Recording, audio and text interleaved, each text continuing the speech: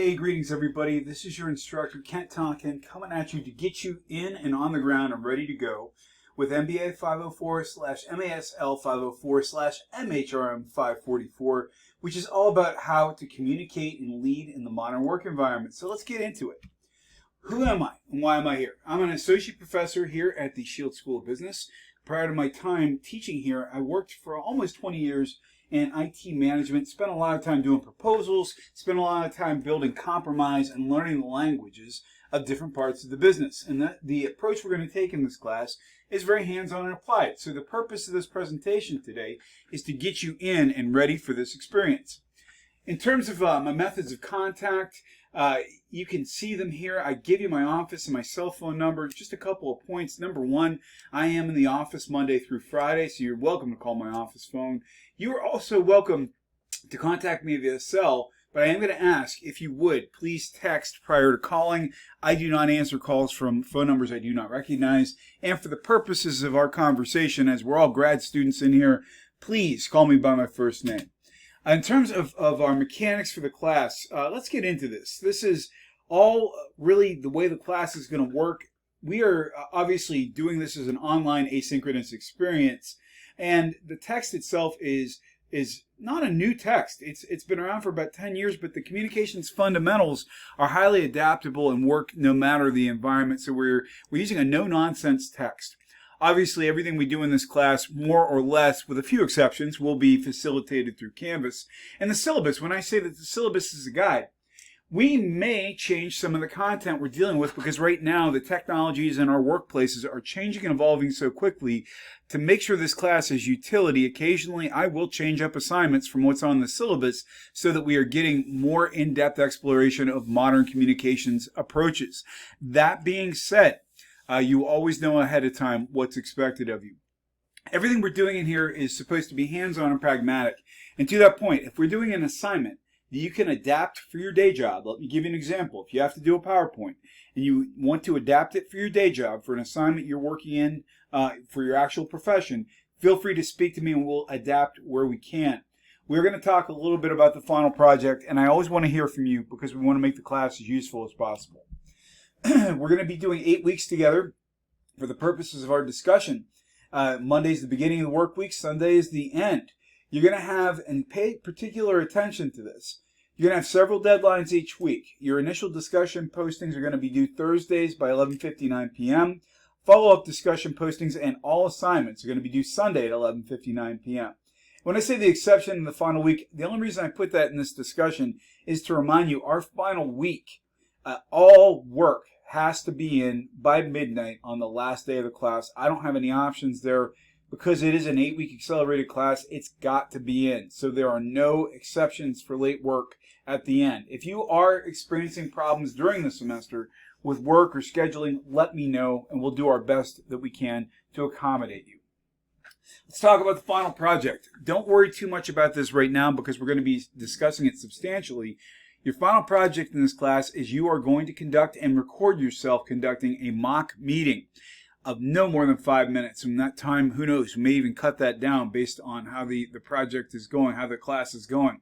And you're going to have to do a short reflection, which is a paper I give you to fill in to tell me how you think you did in tying all this material together, how well you did with the verbal, the nonverbal, the presentation skills, all the things we're going to tie together this semester.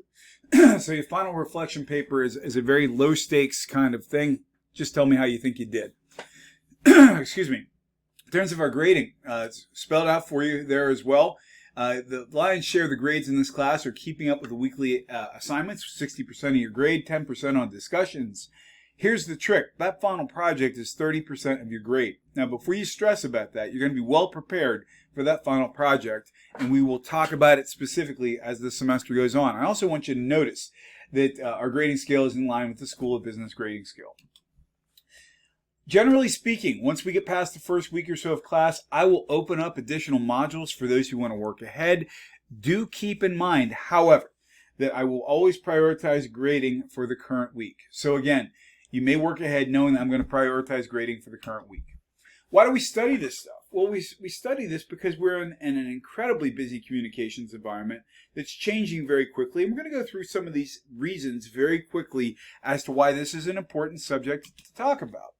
We're in the 21st century. We've just gotten through a pandemic.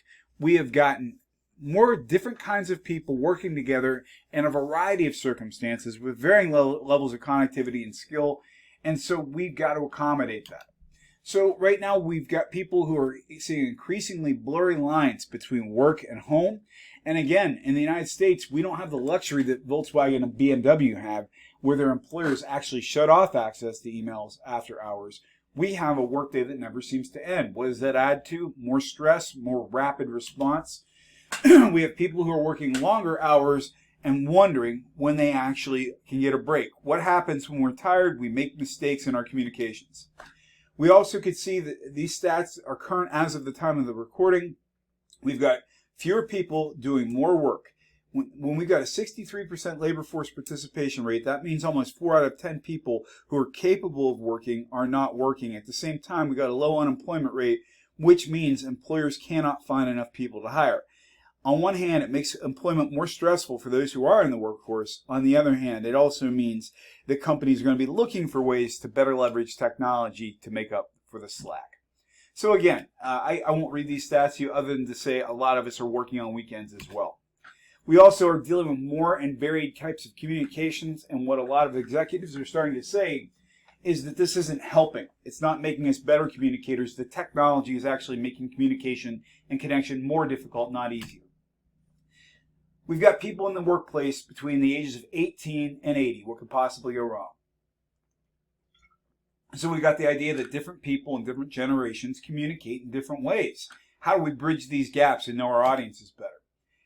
And on top of that, we're operating in multiple places on the planet between time differences, language disconnects, and cultural disagreements. We've got an incredibly challenging environment to work in, and no company of any size at this point isn't dealing with the global market at some point.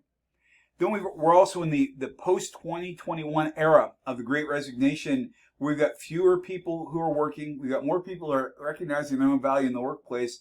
And on top of all of this, we've got people who are still working remotely and are not feeling included as part of our teams.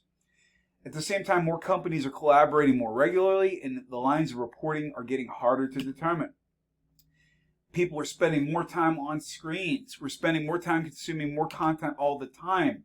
And as a result, we're having to learn new ways to communicate, including what's appropriate, what's not appropriate on Zoom, or how we deal with social isolation. On top of that, we've got the idea that we've got multicultural work environments and people who are trying to understand large business ideas and concepts that aren't translating across cultures well. So on top of all of that, we've got an increasingly diverse workforce, and the fact that we're seeing more females in leadership positions and the old ways of communicating are no longer relevant. I'm not going to read these mistakes to you. You can read them to yourself. But what it comes down to is mistakes in communications can cost us money. Whether it's a reply to all disaster or whether it's getting terminology incorrect, I absolutely think it's one of these things that most conflict in the workplace can be traced ultimately to communications. If you remember one thing from this intro, this is something I will back up throughout the class. If you're going to type a terse email to somebody, maybe try not to have anybody in the to field until you have a chance to review it and check it. I think I've got a particular soft spot for middle managers because these are the people who translate multiple levels of the organization and make communication happen from the top to the bottom, speaking in the languages and cultures of the recipients. Remember, the recipient, the person who receives our communication, who receives our email, who receives our speech, is ultimately the person who will determine how it is interpreted. And these folks who are middle managers serve as translators, and they know how to bring success not only by delivering the message, but when, how, and to whom they speak. So we study this stuff to make sure that we can talk to people how they want to be spoken to, write to them in the way that they're likely to read, and make sure that we are accomplishing the goals of the company.